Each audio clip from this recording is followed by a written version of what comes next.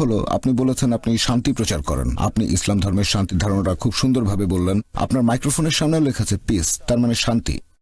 আমিও আপনার সাথে অনেক বিষয়ে একমত। আমার প্রশ্ন হচ্ছে তারপরেও কেন আপনার কথাগুলোকে বিতর্কিত হিসেবে দেখা হয়? ইসলামিক বিশ্বে বিভিন্ন মুসলিম বিশেষজ্ঞগণ তারা আপনার কথাগুলোকে ভুল বলে মনে করেন। এরকম হওয়ার কারণটা কি? আপনি বললেন যে হোম সেক্রেটারি আপনাকে যুক্তরাজ্যে নিষিদ্ধ করেছেন মিডিয়ার ষড়যন্ত্রের কারণে। তারপরেও অনেকেই কেন আপনার কথাগুলোকে অপছন্দ করে? ভাই, খুব সুন্দর প্রশ্ন করেছেন।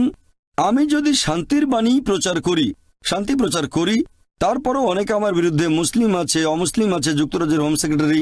ভাই, আপনাকে বুঝতে হবে, যখন কেউ জনপ্রিয় হয়ে যায় তখন অবশ্যই তার বিরুদ্ধে কিছু লোক থাকবে। সেই জনপ্রিয় মানুষটা ভালো কাজ করতে পারে, খারাপ কাজও করতে পারে। আমি আপনাকে একটা সুন্দর উদাহরণ দিচ্ছি। বর্তমানে মাইকেল এইচ হার্ট নামে একজন লেখক, তিনি একটা বই লিখেছেন, পৃথিবীর ইতিহাসে প্রভাবশালী 100 জন মানুষ। তিনি খ্রিস্টান হলেও তালিকায় 1 নম্বরে রেখেছেন সবচেয়ে প্রভাবশালী মানুষ নবী মুহাম্মদ সাল্লাল্লাহু আলাইহি সাল্লামকে। এমনিতেও দেখবেন যে মুসলিমরা তাদের নবীকে ইতিহাসের সবচেয়ে গুরুত্বপূর্ণ আর প্রভাবশালী মানুষ বলে মনে করে থাকে। অনেক অমুসলিমও ব্যাপারটাকে এভাবেই দেখে থাকে।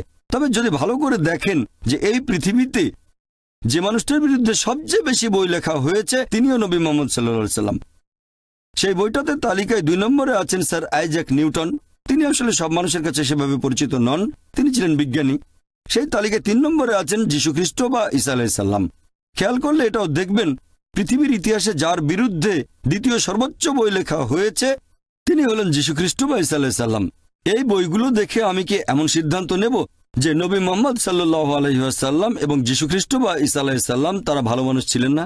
আপনাকে বুঝতে হবে, যখন কেউ জনপ্রিয় হয়ে যায় অবশ্যই তার বিরুদ্ধে কিছু লোক দাঁড়িয়ে যাবে। আর যুক্তরাজ্যের হোম ডিপার্টমেন্টের কথা অনুযায়ী 2009 সালে আমি যখন এসেছিলাম এখানে, একটা বিশ্বস্ত সূত্রে আমি জেনেছিলাম যুক্তরাজ্যের হোম ডিপার্টমেন্টের তথ্য অনুযায়ী পৃথিবীতে সবচেয়ে জনপ্রিয় ইসলামিক স্যাটেলাইট চ্যানেল হচ্ছে পিস টিভি। আর যুক্তরাজ্যের সবচেয়ে বেশি যে ইসলামিক স্যাটেলাইট চ্যানেল দেখা হয় সেটাও পিস টিভি। শুধুমাত্র মুসলিমরা যে দেখে তা নয়, অনেক অমুসলিমও পিস টিভি দেখে। এই রিপোর্টই বলছে পৃথিবীতে সবচেয়ে জনপ্রিয় ইসলামিক বক্তা হলেন ডক্টর জাকির নায়েক, আর যুক্তরাজ্যে সবচেয়ে জনপ্রিয় ইসলামিক বক্তাও ডক্টর জাকির নায়েক। এই কারণে হোম ডিপার্টমেন্ট আমাকে অনুরোধ করেছিল যে আমি সেই মুসলিমদের কাছে পৌঁছাতে পারবো কি না যাদের কাছে ইউকে সরকার পৌঁছাতে পারছে না। তবে এখন সরকার পরিবর্তন হয়েছে আর আমার মনে হয় এটা আসলে একটা রাজনৈতিক পদক্ষেপ, কোনো আইনি পদক্ষেপ নয়। আর হয়তো তারা চেয়েছিল জনপ্রিয় কাউকে, যাতে সবাইকে জানাতে পারে আমরা মুসলিমদের বিরুদ্ধে খুব কঠোর।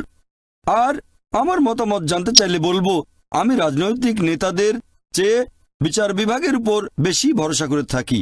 আমার মতে এরকম হয়েছে জনপ্রিয়তার কারণেই, আর এটা আসলে একটা রাজনৈতিক সিদ্ধান্ত, আইনি সিদ্ধান্ত নয়। আর ইনশাল্লাহ আল্লাহ তাআলা চাইলে এই এক্সক্লুশন অর্ডারটাকে বাতিল করবে কোর্ট অব আপিল। আশা করি উত্তরটা পেয়েছেন। ধন্যবাদ।